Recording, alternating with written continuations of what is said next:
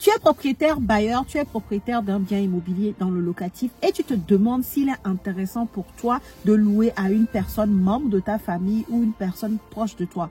On fait de l'immobilier pour gagner de l'argent, on est d'accord, on est des immopreneurs, mais parfois on a des émotions en fait. On a des personnes qu'on aime et parfois s'ils sont dans des difficultés ou même pas, on a envie de les aider. On a envie que ce qu'on arrive à bâtir comme patrimoine puisse en fait leur servir sans que ça ne nous coûte à la fin si les situations se dégradent entre nous. Bref, si tu te poses ce genre de questions, c'est une thématique qui est très peu abordée sur les réseaux, mais qui est très importante et je te propose de l'aborder aujourd'hui.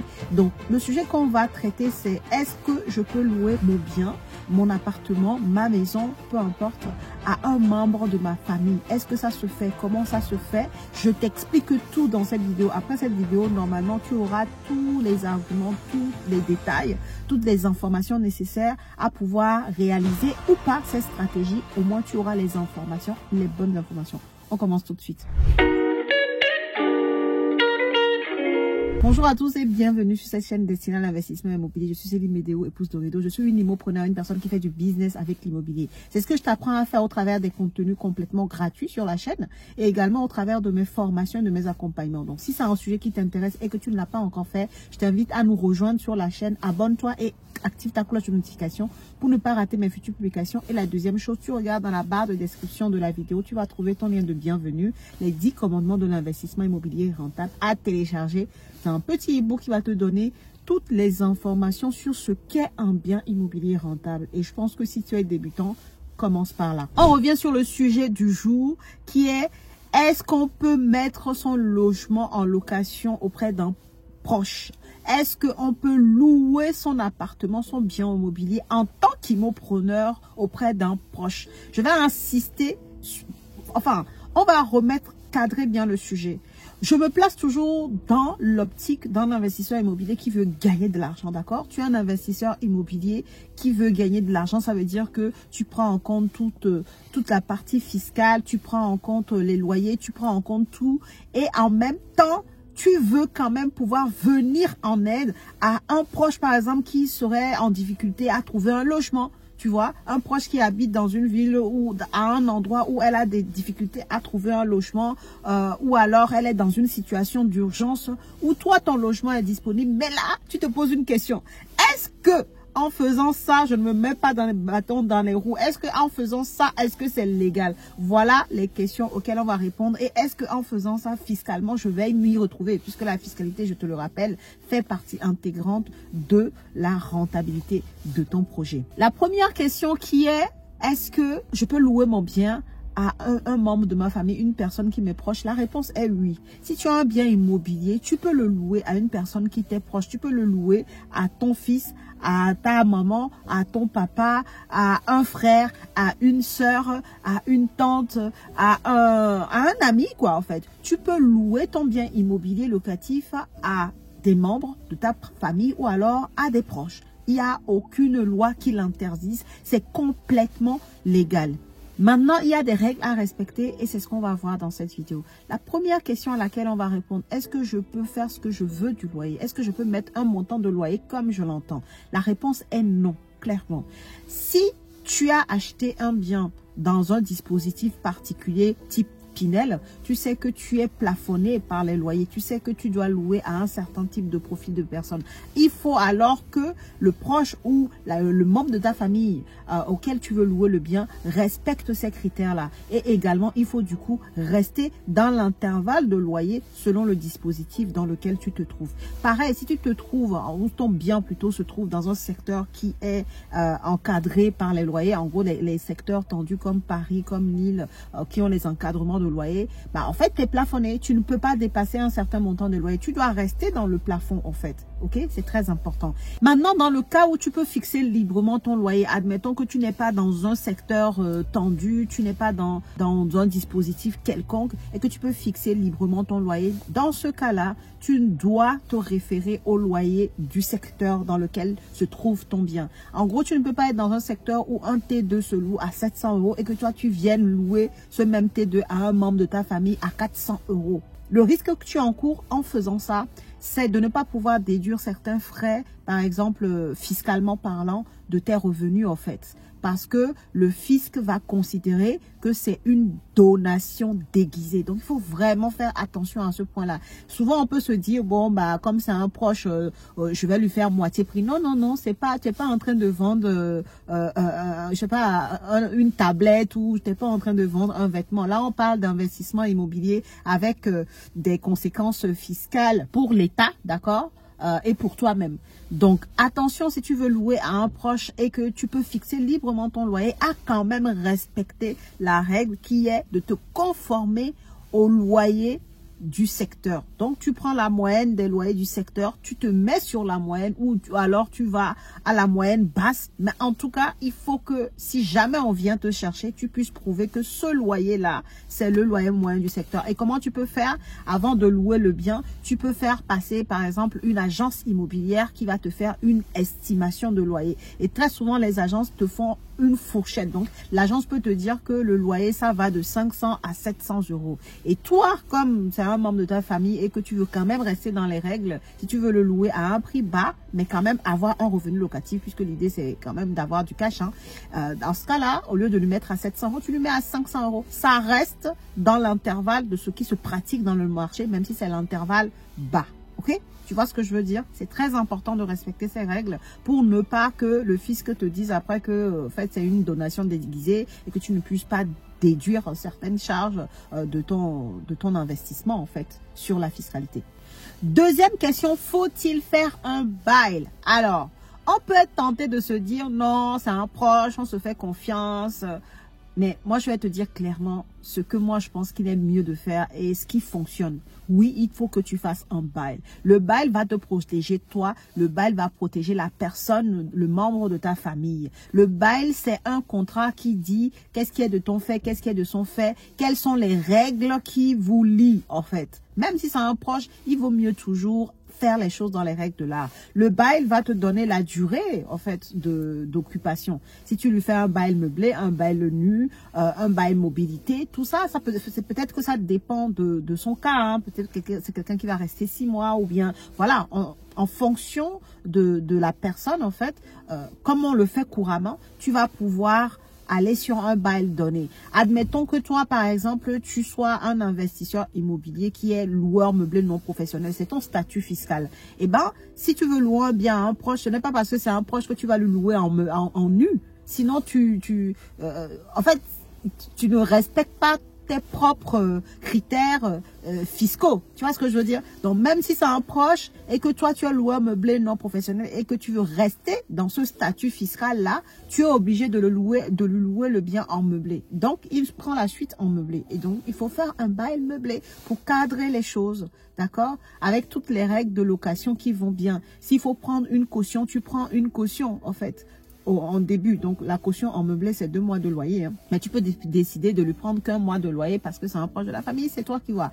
Mais ce que je veux dire, c'est que c'est très important de faire un bail qui va venir encadrer les règles, durée, loyer, charges à payer, si c'est des charges forfaitaires, si c'est plutôt provision de charges, tout ça, tu vas pouvoir le cadrer. Qui paye quoi, tu vas le cadrer. Comme tu ferais à quelqu'un que tu ne connais pas qui vient louer ton bien, tu fais exactement la même rigueur avec un membre de ta famille. Pareil, en quel cas est-ce que je sors la personne du logement? Tout ça dans le bail, c'est mis, c'est un contrat qui est là pour protéger et le locataire et le bailleur. Tu fais aussi l'état des lieux d'entrée, en fait. Tout ça, ça va avec, c'est lié au bail. Pour savoir ce qui était, ce qui n'y avait pas. En fait, ce n'est pas parce que c'est un membre de la famille qu'il faut ôter des choses qui sont complètement logiques et basiques, d'accord? Pour te couvrir toi et pour couvrir également la personne à qui tu loues le bien, puisque jusqu'à preuve de contraire, ce n'est pas une occupation gratuite. On a bien dit que on dépanne quelqu'un, mais c'est un investissement locatif. On veut quand même avoir des sous, on veut bien faire les choses, donc il faut cadrer par un bail. Troisième et avant-dernière question, le proche peut-il bénéficier des aides au logement? La réponse est oui, sauf exception, et les seules exceptions, c'est si c'est ton père, ta mère ou un enfant mineur. Dans ces 3 cas, ces types de personnes ne peuvent pas avoir droit à l'aide au logement, ALS, APL, tout ça. Pourquoi? Parce que la CAF suppose qu'il y a une solidarité familiale. Ne me demande pas pourquoi ils ne considèrent pas solidarité familiale pour un enfant majeur ou pour un frère ou une sœur. Hein, voilà. Il y a des règles qu'il ne faut même pas essayer de comprendre, sinon tu risques de te chauffer la tête pour rien. En tout cas, c'est comme ça que les choses sont établies. Si tu loues à ton père, à ta mère, à un enfant mineur, à ton enfant qui est mineur, en gros, en fait, ils ne peuvent pas avoir droit aux aides au logement. D'accord? Mais si tu loues à ton enfant majeur, il peut avoir droit aux aides au logement. Sinon, tout le reste, frères, sœurs, cousins, cousines, tantes, oncles, amis proches, tout ce monde-là ont droit aux aides au logement. Quatrième et dernière question, celle-là, je pense que tu l'attendais. Est-ce qu'il y a des impacts fiscaux lorsque tu loues à un proche? Alors, en temps normal, pas d'impact pour toi et je t'explique. Je vais t'expliquer les deux cas. Le cas où il n'y a pas d'impact et le cas où il y a de l'impact. Déjà, lorsque tu loues à un proche, il n'y a pas d'impact pour toi si tu loues à quelqu'un qui paye le loyer, qui est aux normes, le loyer qui est dans le secteur. Si tu loues de façon classique, si tu le loues comme si tu louerais à quelqu'un que tu ne connais pas, il n'y a pas d'impact pour toi. Qu'est-ce que ça veut dire? Ça veut dire que tu peux déduire tes frais. Si tu es en location meublée, tu peux déduire l'amortissement, tu peux déduire les intérêts d'emprunt, tu peux déduire tes taxes. Tout ça, tu peux déduire comme pour quelqu'un que tu aurais mis dans ton bien sans le connaître. En fait, un locataire lambda, c'est exactement pareil. Lorsque tu fais les choses dans les règles, comme je t'ai dit, tu loues dans la fourchette du marché locatif de ton secteur, il n'y a aucun impact fiscal pour toi. Maintenant, dans le cas où tu loues, mais que tu loues à un loyer trop bas, là, tu risques d'avoir des difficultés niveau déduction des charges même. Parce que, comme je disais tout à l'heure, rappelle-toi, je disais que si tu loues trop bas par rapport au loyer du secteur, les fiscs peuvent considérer en fait que c'est une donation déguisée. Donc, ils ne vont pas en plus te laisser louer trop bas et en plus de ça, déduire les charges. Donc, toi, tu ne seras jamais imposé en fait. C'est ça que ça veut dire. En gros, tu loues pas trop cher, alors que tu as des frais à déduire. Donc, une fois que tu as déduit tous tes frais, il reste plus rien. Donc, le fisc limite, il n'a plus rien à se mettre sous la dent. Donc, s'il constate que tu loues à un montant trop bas par rapport au montant du secteur, il se dit, non, mais là, c'est bon. Comme tu as décidé de louer à un montant trop bas, bah, à ce moment-là, tu ne déduis plus tes intérêts d'emprunt. Tu ne déduis plus telles charges. Tu ne déduis plus tes travaux. Tu vois, donc il faut vraiment faire attention à cela. On est des investisseurs immobiliers, on est des immopreneurs, on peut aider les gens, on peut aider la famille, mais en gardant le focus. Mais pour ça, il faut avoir les bonnes informations et c'est pour ça que cette chaîne est là. N'hésite pas à mettre un pouce d'ailleurs. Si l'information que je te donne, tu la trouves pertinente et que tu la trouves très utile, voilà, ça permet d'encourager et aussi partage en fait pour que d'autres personnes puissent nous rejoindre dans la communauté. Donc, sur la partie fiscale, ce qui peut te porter préjudice, c'est de louer à un loyer trop bas et donc que le fisc décide finalement de ne pas prendre en compte des charges déductibles en plus dans ce loyer-là avant de t'imposer sur le reste. Donc, la conséquence, c'est que finalement, tu risques d'être imposé sur ce loyer-là directement sans avoir la possibilité d'abord de déduire des charges et d'être imposé que sur le bénéfice. Dans ce cadre-là, du coup, tu ne pourras pas être imposé sur les bénéfices, tu seras imposé limite sur ton loyer, quoi. Donc, tu vois. Et deuxième chose, comme je disais tout à l'heure, le fisc risque de se dire que c'est une donation déguisée, en fait. Et dans le cas d'une donation déguisée, en fonction du montant, de la valeur du bien, tu risques de payer des impôts sur donation, en fait. En conclusion, si tu ne veux pas que le fait de louer à un proche te coûte fiscalement, il faut louer dans les prix des loyers du secteur. C'est la seule chose à faire. Et là, tu es tranquille. Sur la déduction de tes charges, là, tu es tranquille. On ne viendra pas te dire que c'est une donation déguisée et tu n'auras aucun problème fiscalement parlant. OK? Donc, voilà ce que je voulais te dire dans cette vidéo. Dans la prochaine vidéo qui va sortir, je te dirai le cas où tu veux vraiment mettre à disposition le bien parce que tu as envie d'aider la personne qui passe un moment difficile. Tu veux mettre le bien à disposition de la personne, mais de façon correcte pour pas que ça te coûte après. Comment on fait les choses pour donner à titre gratuit, en tout cas mettre à disposition à titre gratuit son bien immobilier locatif à une personne qui nous est proche dans un délai donné, dans un temps donné pour l'aider par exemple, ou alors c'est ton enfant qui part faire des études dans une autre ville et qui a besoin de se loger et tu veux lui mettre à disposition ce logement-là. Bref, si tu es dans ce cas-là, la prochaine vidéo qui sort, on va parler de ça parce que c'est très peu, c'est pas des sujets qu'on aborde et pourtant on a tous des familles, on a des amis proches et même si on est investisseur rentable, même si on est immopreneur, on veut quand même pouvoir aider les proches et en même temps que ça ne nous coûte pas fiscalement parlant ou que ça reste quand même quelque chose de entre guillemets rentable pour nous, même s'il s'agit de proches au fait. Ok, joindre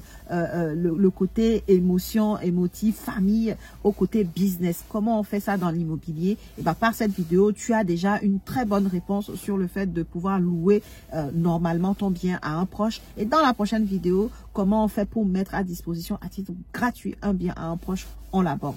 Si la vidéo t'a plu, like, partage.